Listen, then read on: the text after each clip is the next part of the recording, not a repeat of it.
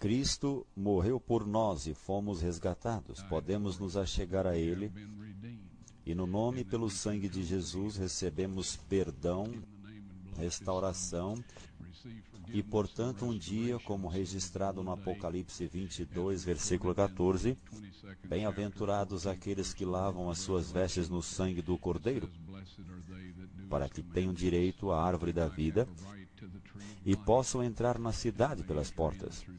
O pagamento, queridos amigos, foi feito. E foi feito por Jesus Cristo. Vocês que têm estado aqui por 3 noites estarão lá e espero que tragam seus amigos ou aqueles que queiram ver todos os assuntos. Você verá todas essas coisas novamente. Mas a coisa que eu quero que você se lembre acima de tudo é que, quando você esteve aqui, mostramos mais do que suficiente indícios ou provas de que estas coisas foram encontradas. Elas são coisas de Deus, não são coisas minhas. Ele me autorizou a fazer isso. Amigos, porque eu sou apenas um simples homem.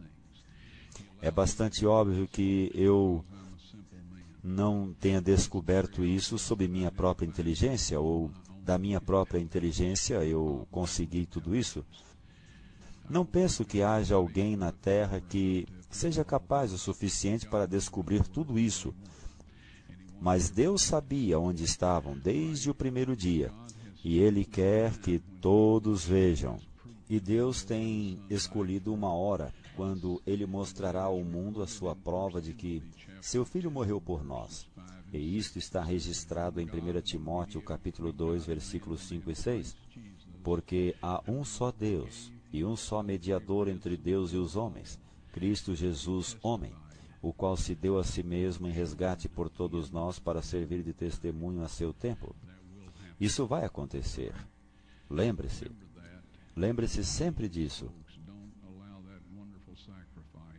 E, por favor, amigos, não permitam que o maravilhoso sacrifício de Jesus seja em vão para vocês. Não permitam que Satanás diga, bem, outras pessoas podem ser salvas, mas você é um ser lastimável. Não é verdade. Deus nos aceita como somos, perdoa-nos os pecados, restitui-nos a sua semelhança, mantém-nos fiéis até o fim e, em seguida, dá-nos o direito à árvore da vida para que possamos desfrutar uma eternidade com Deus amoroso.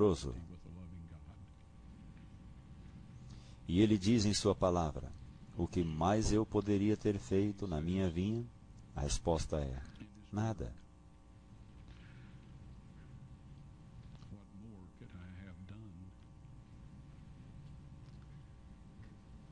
Ele criou o universo, e Ele sabe o que não pode ser aceito nele, e será um lar perfeito para todas as suas criaturas.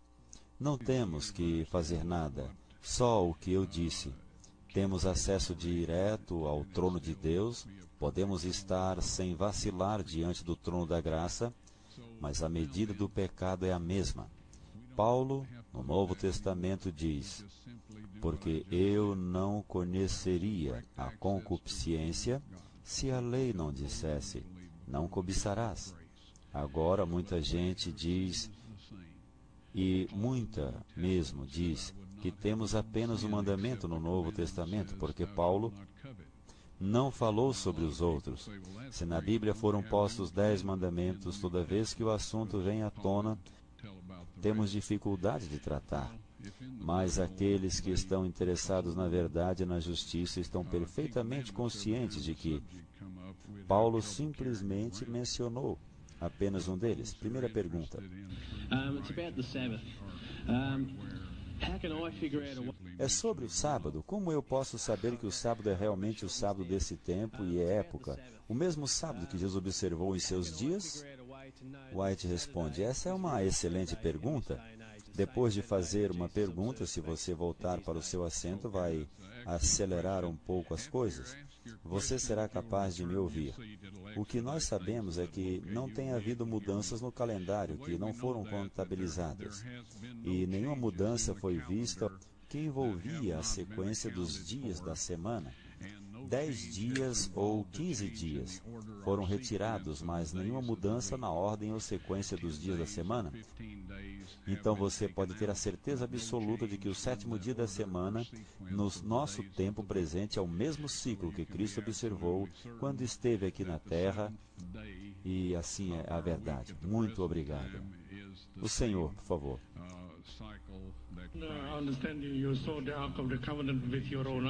Sr. White, eu entendo que você viu a Arca da Aliança com seus próprios olhos e supondo que você compartilhou com o governo de Israel. Por que eles estão quietos sobre este assunto? Eu ouço de você, mas não tenho ouvido nada do governo judeu. Por que eles estão tão quietos sobre este assunto? Ok, certo. Muito bem, muito obrigado. A verdadeira razão por que eles estão tão tranquilos é que em 1 Timóteo 2, versículo 6 diz que irá acontecer no momento oportuno.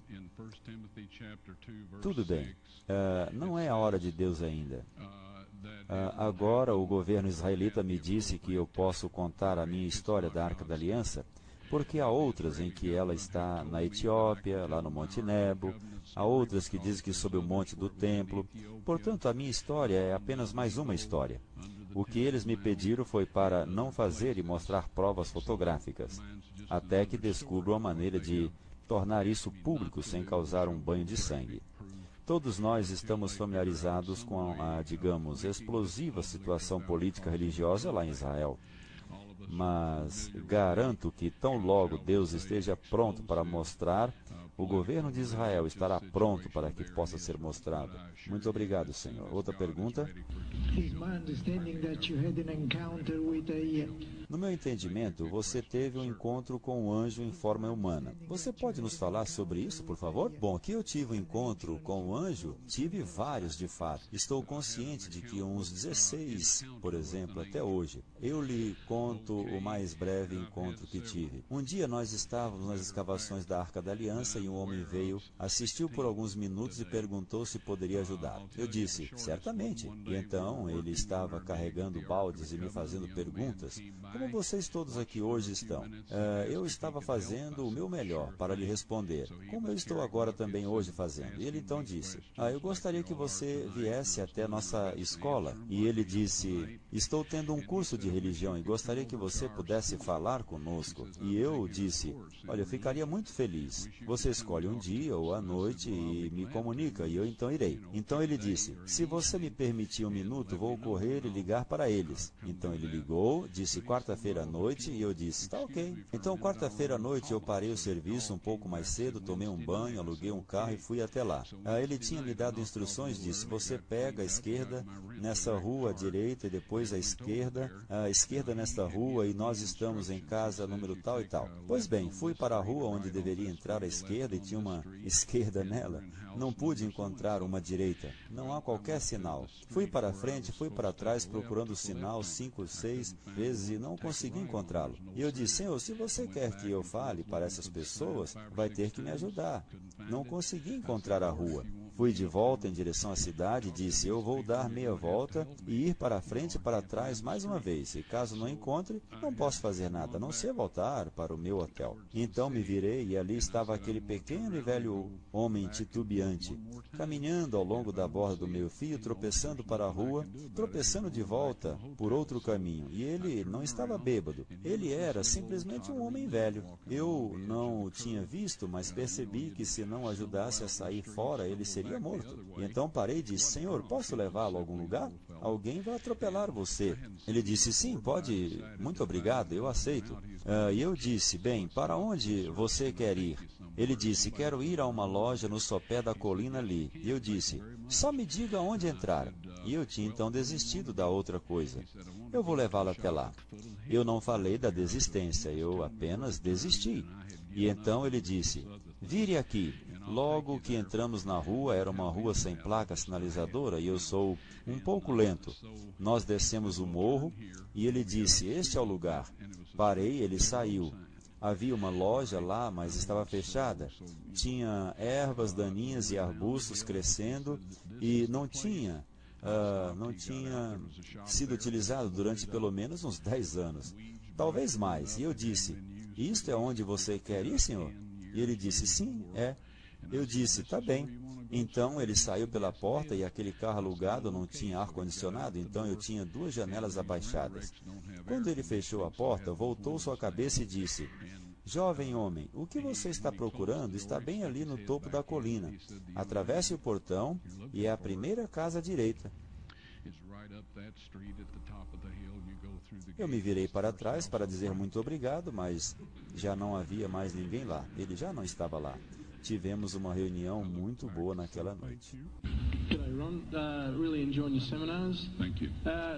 Ok, outra pergunta. Ron, eu realmente gosto de seus seminários. Obrigado.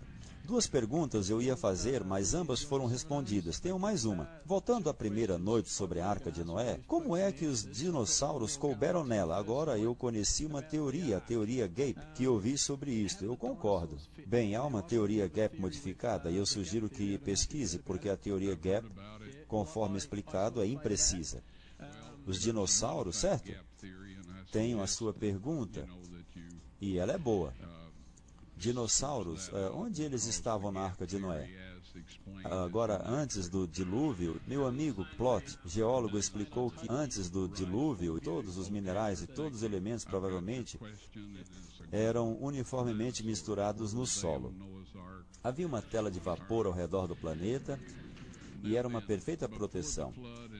Tudo crescia em uma dimensão muito maior, especialmente répteis que crescem na medida em que vivem.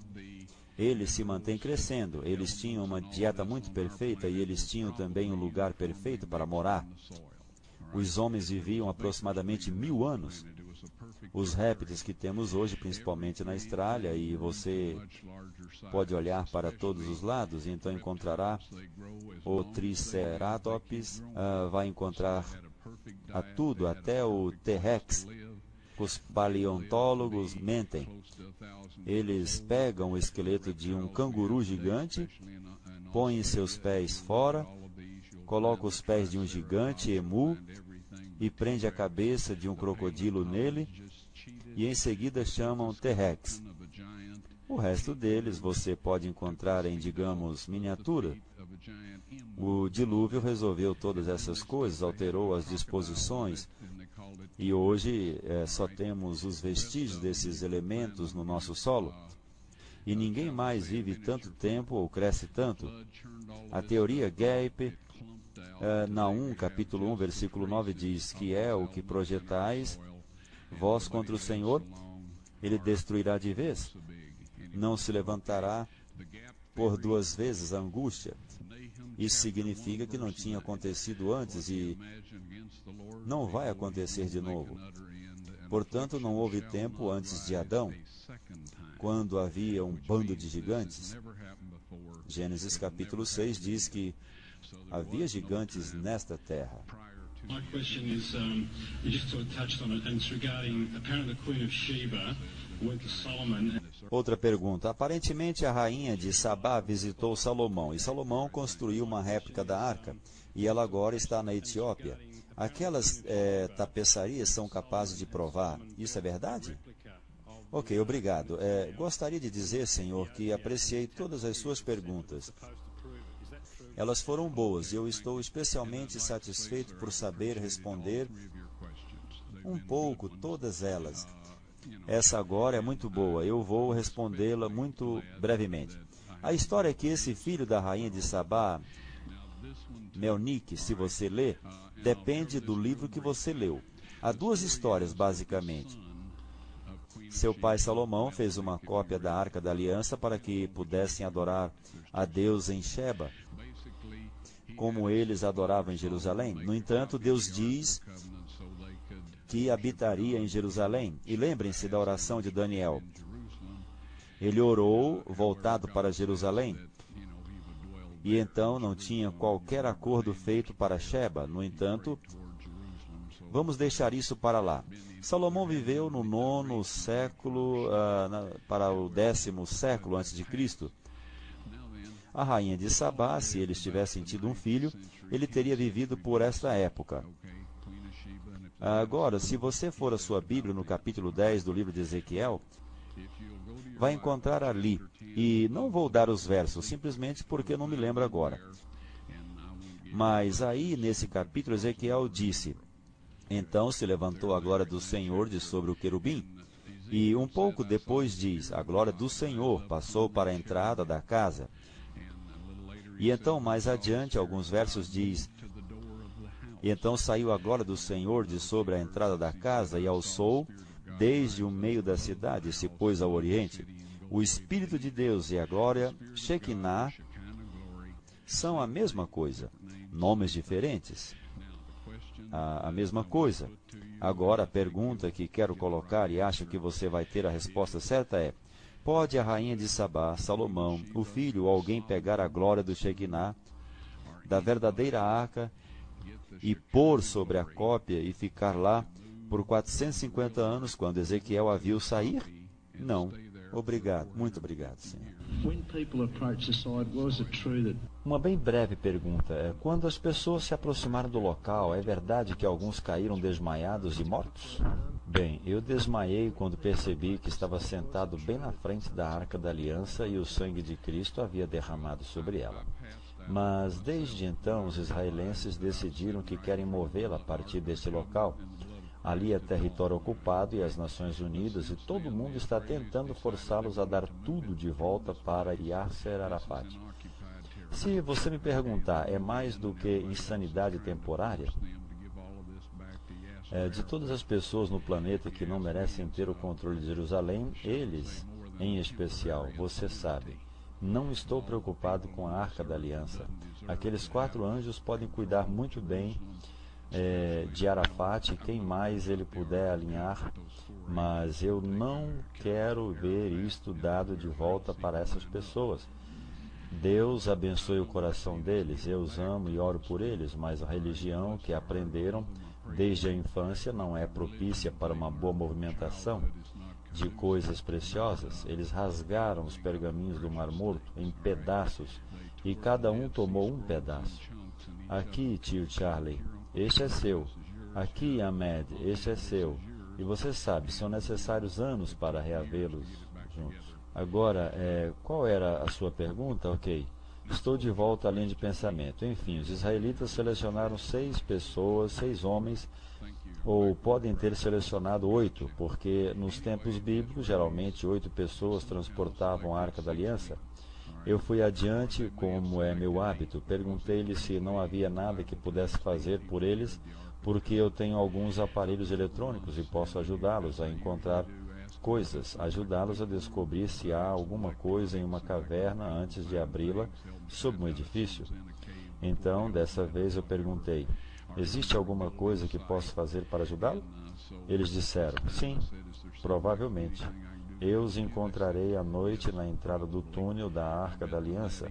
Tem 113 metros de comprimento. Disseram que perderam 6 homens lá. E ninguém vai ver o que aconteceu com eles. Então fui. Os 6 homens estavam mortos no chão do túnel. Seus olhos estavam nessa direção, o que significava que tinham hemorragias maciças nos 2 hemisférios dos cérebros. Eu voltei para fora, peguei os cestos de alumínio de salvamento com 30 metros de cordas amarradas neles, colocamos um de cada vez e amarramos à medida que eles puxavam para fora, depois traziam de volta outro. Enfim, eles selaram as coisas na rocha, fizeram um muro de pedras ali desde aquela época, mas não é necessário dizer que muros de pedra não fazem prisão. Como o antigo poeta disse uma vez, ninguém faz barricadas no trono de Deus na terra. Obrigado. Outra pergunta, é o último. Obrigado por tudo que nos disse esta noite. O prazer é meu. Você poderia nos contar como tudo começou, sua caminhada na fé? Bom, eu terei de fazer isso realmente rápido também. Basicamente, eu era desligado de religião, porque não via nada nela. O que via era um monte de falsos, fingidos e hipócritas em ação. E isso não é coisa impressionante a dizer, porque alguns deles eram meus pais. Então decidi que não iria ter nada a ver com esse lixo. Então, mais tarde, fui um veterano na Guerra da Coreia e cheguei a ficar perto de mortos. Eu decidi que era melhor verificar a Bíblia para ver. Você sabe, se existe um Deus, eu precisava descobrir. Então estudei as profecias e em seguida fui a museus, bibliotecas, histórias antigas, livros, tudo para tentar ver se o que havia sido profetizado tinha acontecido. Não encontrei muitas informações, mas o que eu encontrei foi exato. Neste momento, criei que a Bíblia ou era a palavra de Deus, divinamente inspirada, ou tinha sido escrita e eram como aqueles pergaminhos dos quais falei anteriormente. Então, os pergaminhos do Mar Morto foram descobertos naquela época. A tradução deles mostrou que todos os livros do Antigo Testamento, exceto o livro de Esther, estavam lá. E as profecias de Cristo estavam lá também. Eles foram escritos no primeiro e segundo século antes de Cristo, com notas indicando que eram cópias de manuscritos mais antigos. A essa altura eu estava convencido de que a Bíblia era a palavra de Deus. Então eu disse: Senhor, por favor, me ajude a usar a minha vida por uma coisa útil. Fui impressionado a descobrir a Arca de Noé e um ano mais tarde essas coisas que eu soube onde estavam. É basicamente isso. Deus decidiu que alguém as visse. Acho que eu era o único voluntário no momento. Obrigado, Deus te abençoe e boa noite.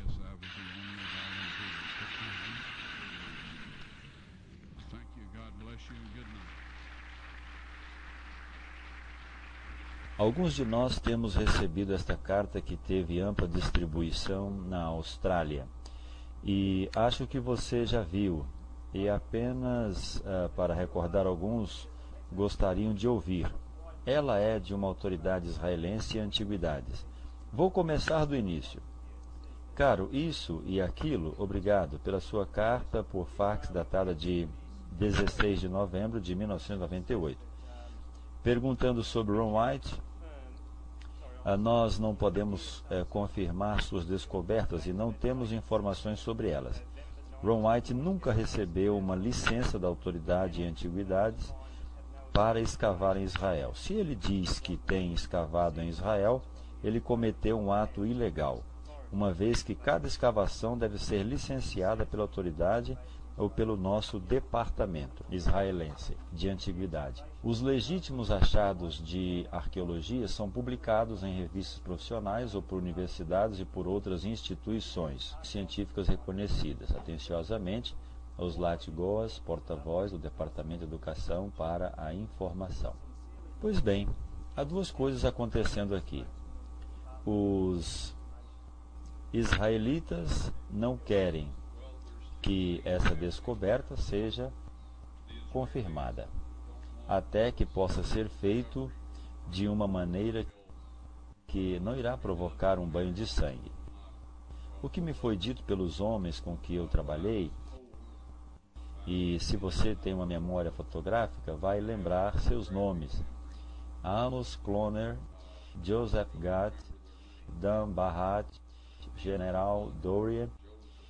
Esses homens me pediram para não mostrar minha licença, porque a assinatura autorizando a permissão são seus nomes. E isso é parte da prova de que tenho evidência física do que me foi pedido não compartilhar. É a opinião deles que o povo israelita, como um todo, sabendo que a Arca da Aliança foi encontrada, eles desejarão construir um templo para a arca. Acontece que o terceiro local mais sagrado do islamismo ou da religião muçulmana é a cúpula do rochedo, que está assentada aproximadamente onde o templo de Salomão foi erguido. Eles armariam uma grande confusão, dariam um golpe na mesquita e iniciariam a reconstrução do templo. E os muçulmanos teriam, digamos assim, uma violenta visão disso. E não só teríamos agora terroristas, o que poria fanáticos radicais e de tudo mais. Não só teríamos eles pedindo o sangue do povo israelita, mas teríamos cada país muçulmano do planeta apelando por isso. Porque a liderança, muito embora possa não estar em simpatia, sabe que pode ser derrubada, como o Shah do Irã foi derrubado se não atender a alguns dos fanáticos religiosos do seu tempo. Agora Satanás se aproveita de situações como esta. Se toda esta escavação foi feita em um local bastante público, se fiz sem uma licença, eu garanto que teria ficado na prisão. Mostramos o vídeo da escavação e mostraremos novamente hoje à noite. Tivemos, eu acho, cerca de 14 pessoas trabalhando lá naquela ocasião. E assim, diante disso, não é verdade. No entanto, esta é a forma como os israelenses cuidam das coisas. Se alguém pergunta se conhecem Ron White, eles dizem que não conhecem Ron White. Cristiana, você trouxe aquele livro com a minha cara feia na frente? Você tem? Poderia abri-lo para mim?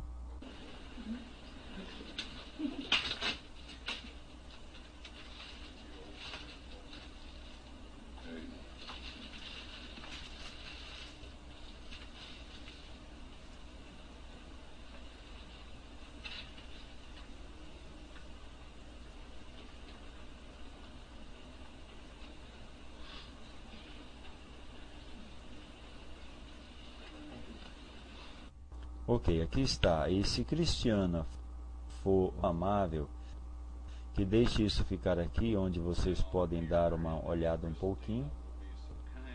Este é o homem que tinha estado no cargo de antiguidades na área de Jerusalém, durante o tempo em que realizamos a nossa escavação. Quando chamado e perguntado se ele sabia quem era Ron White, ele disse não. Se você olhar para essa foto, você vai ver que a verdade é outra coisa. Tudo o que eu digo é isto. Deus mostrará tudo: as tábuas de pedra, a arca da aliança, serão apresentadas em vídeo. Pois o sangue de seu filho sobre o propiciatório é sua prova para este mundo que seu filho morreu para nós. E em 1 Timóteo capítulo 2 versículo 6 diz: porque há um só Deus e um só mediador entre Deus e os homens, Cristo Jesus, homem, o qual se deu a si mesmo em resgate por todos, para servir de testemunho a seu tempo, ou prova apresentada no devido tempo. Portanto, até que o devido tempo chegue, se o que a Bíblia diz sobre o sangue de Cristo, dando testemunho na terra e tudo mais, não persuadi-lo, então não há mais nada que eu possa fazer. Bom, sabe, isto é entre você e Deus. E creio que este é um tempo de teste para aqueles que professam seguir a Deus. Lembre-se que Cristo tinha vastas multidões o seguindo em todos os lugares para onde ia. E um dia ele lhes disse: comei da minha carne, porque a minha carne verdadeiramente é comida e o meu sangue verdadeiramente é bebida. E diz que muitos, pois, dos seus discípulos, ouvindo isso, disseram: duro é esse discurso. Ele conhecia aquelas pessoas lá fora, através do poder do Espírito Santo. Ele teve o discernimento. Você e eu podemos ter isto. Ele não utilizou nada que não temos acesso nos dias atuais. Se essas pessoas tivessem ficado e lhe perguntado, como muitas vezes seus discípulos fizeram depois que ele dava uma declaração, você sabe, um pouco imprecisa, teria lhes dito exatamente que significado tinha, mas Eles não se preocuparam em ficar por perto. Eles tinham visto todos os milagres, tinham provavelmente comido pão e do peixe que havia sido milagrosamente multiplicado. Mas, quando algo duro veio, saíram de perto. Agora, quando você compartilhar essas coisas com alguém, elas irão jogar esta carta em seu rosto. E de repente começa a ser o fato ou ato pelo qual o que eu digo e mostro é julgado. Isso não é a realidade, amigos. Isto é um engano. É uma deturpação dos fatos, e aquele que escreveu sabe disso. Seus motivos poderiam simplesmente ser para evitar uma confirmação do que foi feito.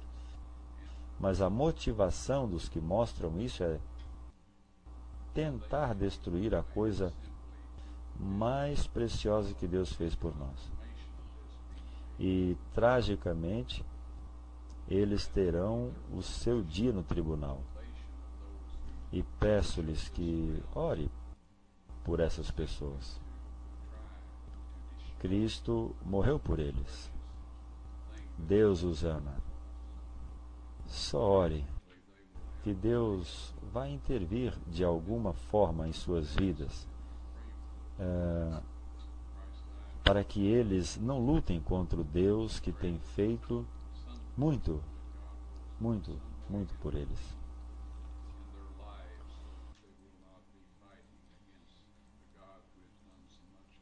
Gostaria de iniciar no verso 9 de Judas. Eu sei que é um livro de um capítulo e diz que Miguel discutia com Satanás acerca do corpo de Moisés. E ele não pronunciou juízo de maldição contra Satanás. Disse simplesmente: o Senhor te repreenda. Agora sabemos que Moisés ressuscitou porque apareceu com Cristo no Monte da Transfiguração. Eu não sei se o guia turístico mostrou essa montanha. Ninguém sabe com certeza, mas Moisés estava lá, com Cristo e Elias, como você sabe. Então, por que Satanás disputava sobre isso? A Bíblia em Ezequiel faz um comentário, ou Jeremias, eu creio, sobre o que aconteceria, e disse: eu contenderei com os que contendem contigo, e os teus filhos eu salvarei. Claro que isso é uma promessa preciosa para nós. Moisés havia pecado e morreu. Ele não tinha sido comprado com preço. Ele tinha participado do sistema de sacrifício de sangue, o velho concerto. Mas até que Cristo morresse, Moisés era cativo legal. E não só Moisés, mas muitos outros eram cativos legais de Satanás até que Cristo morresse. Agora, em Isaías 26:19, diz que os teus mortos viverão, os teus mortos ressuscitarão. E diz: despertai e exultai vós que habitais no pó, porque o teu orvalho, ó Deus, será como o orvalho das ervas, e a terra lançará de si os mortos. Essa profecia é de aproximadamente 600 anos antes de Cristo e foi cumprida na morte de Cristo, que está registrado em Mateus 27, versículo 15 a 23. Ali diz que quando Cristo bradou lá na cruz e morreu, o véu do templo se rasgou de alto a baixo. Isso significa que findava o sistema de sacrifícios. O Santíssimo foi exposto para que quem quer que estivesse fora das portas do templo, e diz que ele faria o sacrifício e oblação cessar naquele momento.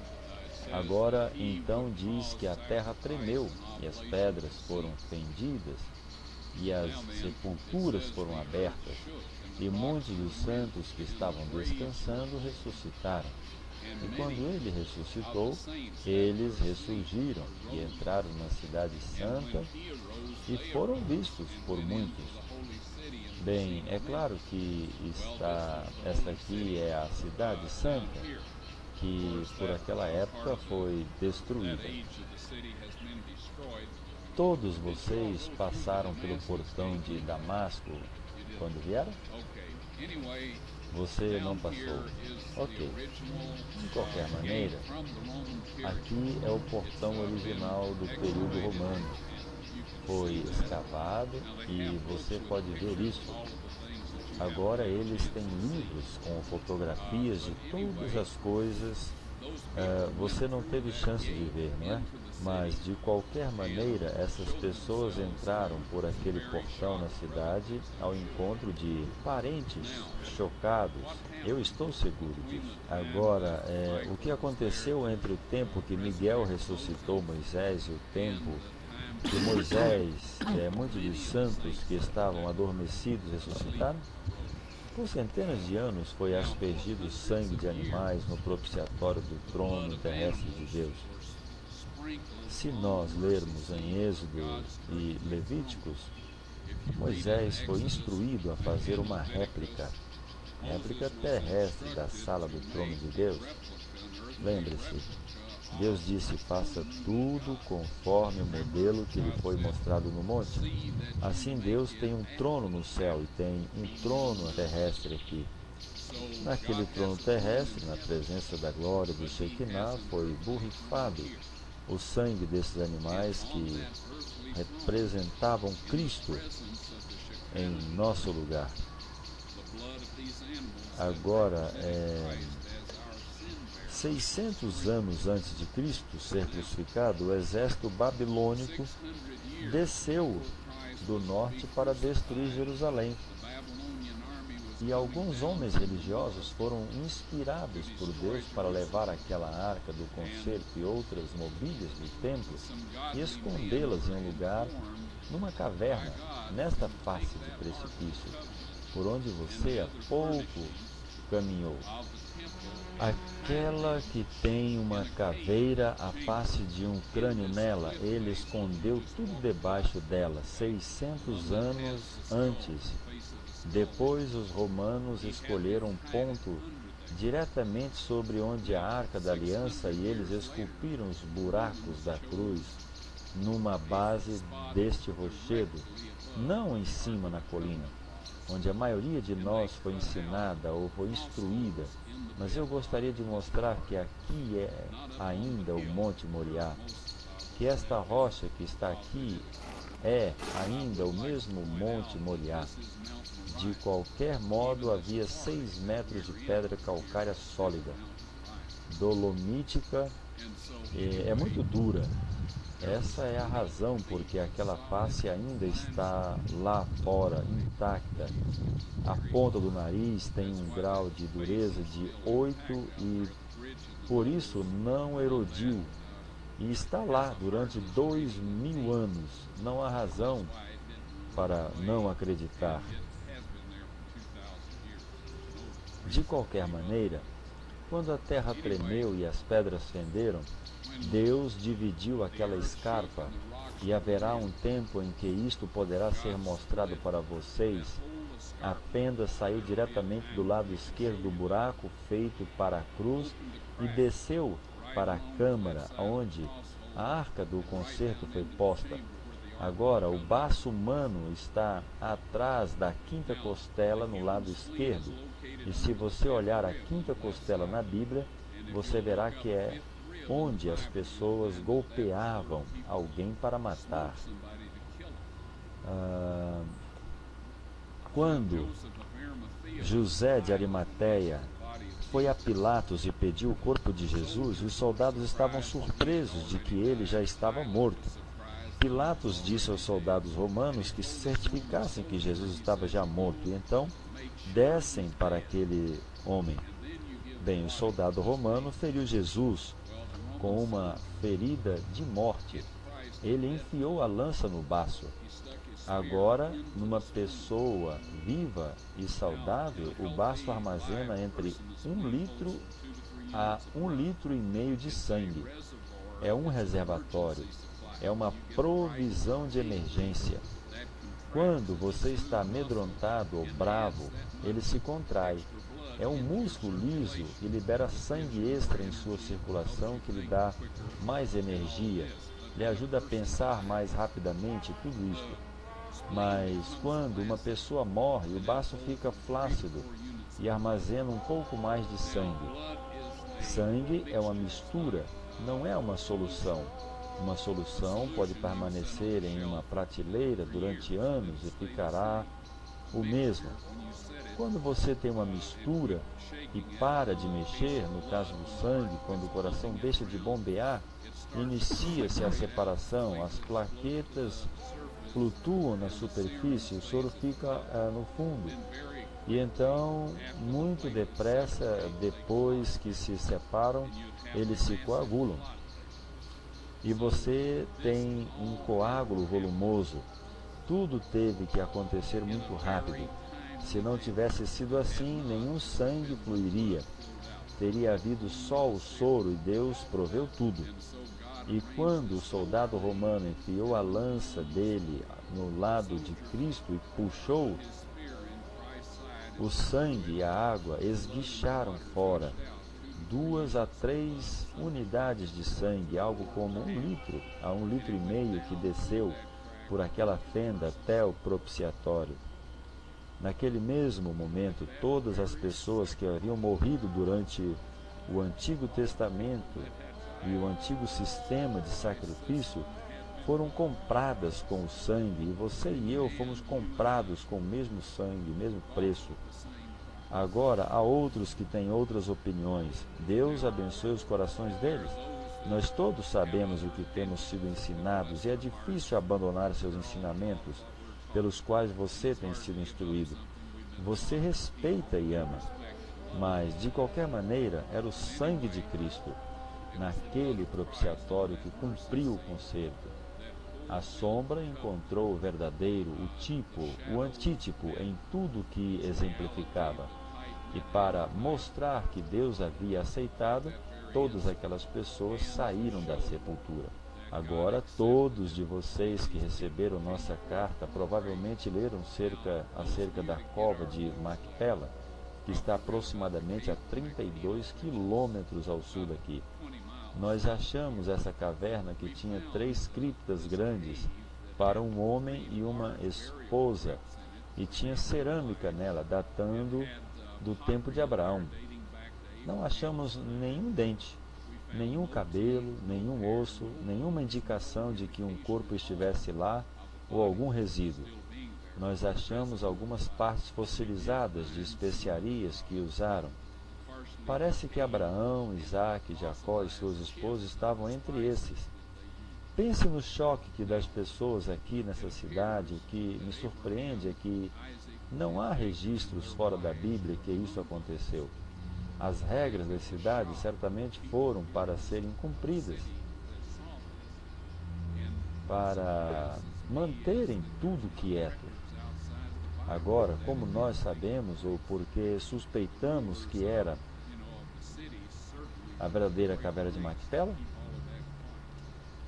Deus escondeu os verdadeiros lugares do conhecimento humano. Somos todos ratos. Levamos coisas em nossos bolsos cheios ou colocamos algo grande em cima, assim não podemos falar nada a ninguém em anos posteriores. E Deus não quis que isso acontecesse. Era o lugar onde Cristo morreu. A 100 metros de onde vocês estão sentados é onde isso aconteceu.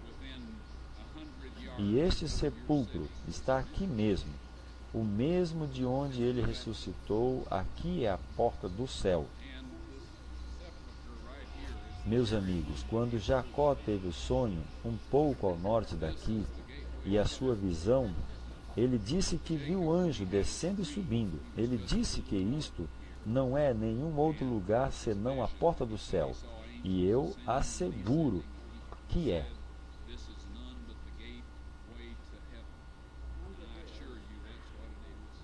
Ron White, o momento mais precioso dele agora.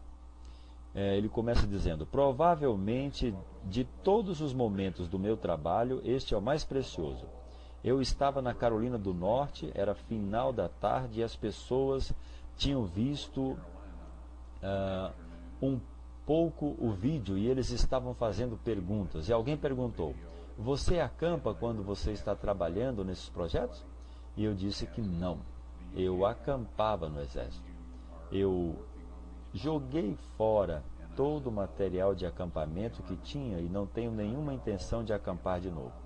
Assim nós ficamos em um hotel barato ao norte de Damasco, na rua Nablus, chamado Hotel de Jerusalém.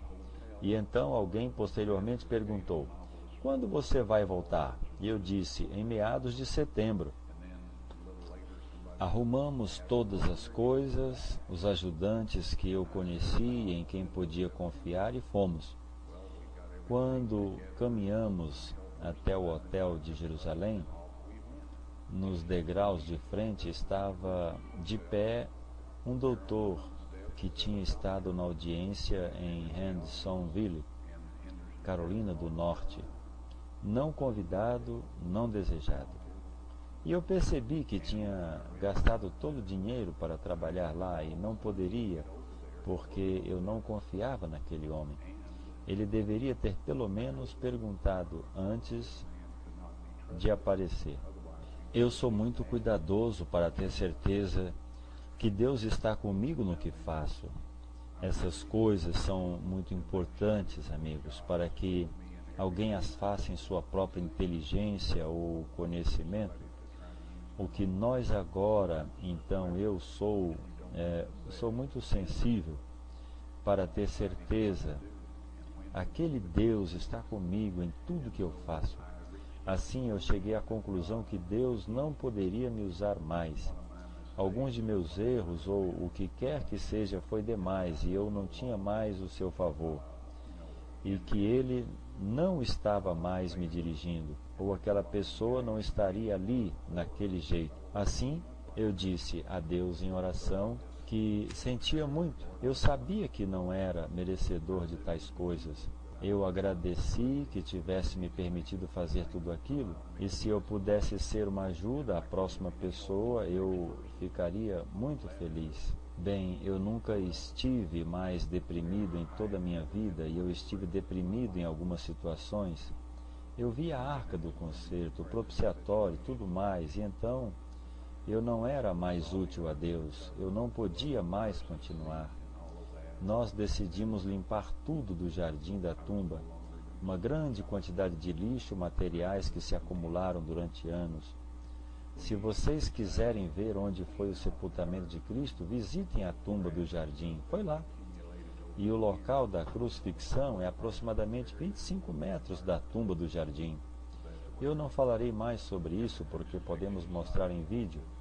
Bem, eu tinha um ventilador bom que nos esfriava um pouco, estava extremamente quente, mas ele quebrou.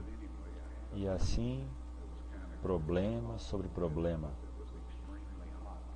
Bem, o doutor tinha estado ajudando e quando o ventilador quebrou, ele pegou o almoço dele e se afastou para debaixo de algum arbusto à minha direita e comia o almoço na tumba enquanto eu estava sentado no chão tentando consertar o ventilador. Sem nenhuma razão para viver, amigos. Você alguma vez esteve nessa situação? De qualquer maneira, eu ouvi uma voz dizer que Deus me abençoava no que estava fazendo ali. Bem, o dono daquela voz sabia tudo o que eu estava fazendo e eu posso dizer, pela maneira como ele disse aquilo, que eu estava chocado porque não era para ninguém saber o que estava fazendo ali.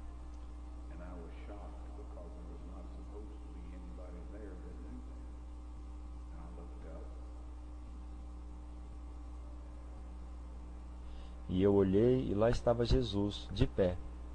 Eu não estava tendo um sonho ou uma visão, porque o doutor assobiou e disse: Ron, você acha que falamos com um anjo?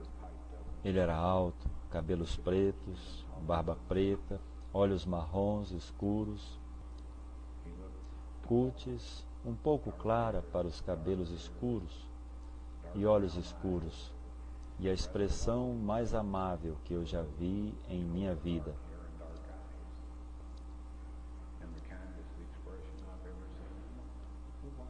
E eu reconheci que era Jesus. Mas eu sou um investigador e eu pensei, bem, eu farei algumas perguntas e terei certeza. Assim eu disse: Senhor, você vive aqui ao redor? E ele disse: não. Veja, as vestimentas que estava usando eram semelhantes às que os árabes usam hoje? Não, exatamente, porque os artigos de vestuário dele não eram tecidos à máquina, como é feito hoje. De qualquer modo, ele disse: não. E então eu disse: você é um turista? E ele disse: não. Bem, eu não tinha mais perguntas. Assim eu me sentei e olhei para ele e disse: eu estou vindo da África do Sul para Nova Jerusalém.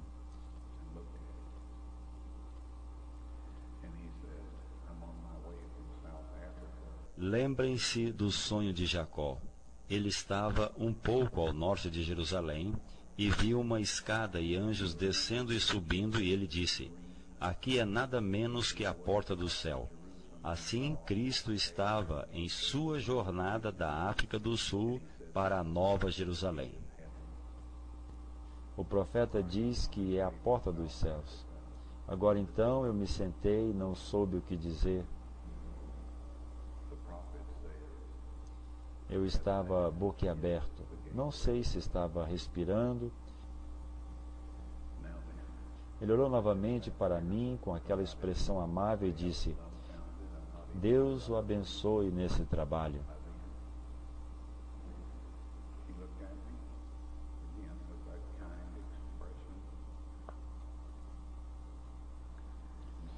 Amigos, aquele foi o momento mais precioso de toda a minha vida. Eu desejo que mais momentos preciosos virão quando todos de nós olharmos para aquela face maravilhosa e ouvir dizer: vinde, bons e fiéis servos, entrai no reino do vosso Senhor. Deus tem feito tudo divinamente possível para nos salvar, amigos. Por favor, não permitam que Satanás roube isso de vocês. Dobremos nossas cabeças para um momento de oração. Querido Pai Celestial, nós te agradecemos pelo que tens feito por nós. Nós te agradecemos porque tu nos ama. Nós não sabemos porquê, mas nós agradecemos. Pedimos-te o teu favor, que abençoes a todos aqui esta noite, como só tua sabedoria e cuidado pode fazer. Faze-nos fiéis, diligentes, humildes, leais e verdadeiros servos. Ajude-nos a levar a Jesus para outros que possam ser salvos também. E por favor, não permita que algum de nós aqui se perca. Se quiseres, usa-nos de algum modo para ajudá-los a ir até ti e serem salvos. Em nome de Jesus e pelo seu precioso sangue eu peço.